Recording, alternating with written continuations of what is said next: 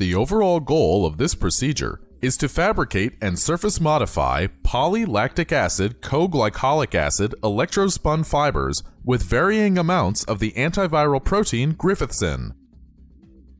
This method can help answer key questions in the drug delivery field, such as how to formulate and characterize new delivery vehicles that can prevent sexually transmitted viral infections, such as HIV-1.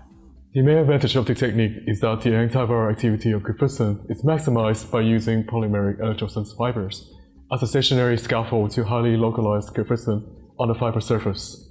The implications of this technique extend toward therapy of other viral and bacterial infections because of Griffithin's potent prophylactic and therapeutic potential against a variety of infection types. Though this method can provide insight into preventing HIV-1 infection, it can also be applied to other systems, such as other viral or bacterial infections in which Griffithsin has demonstrated potency.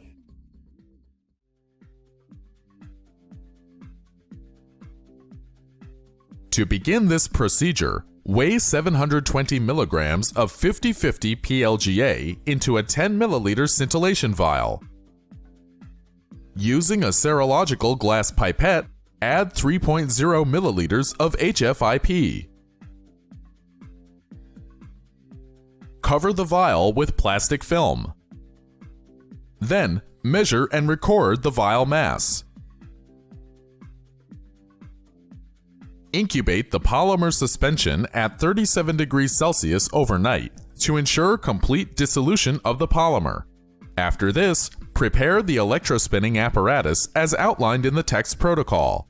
Use a 3 milliliter syringe to aspirate the polymer solution. Next,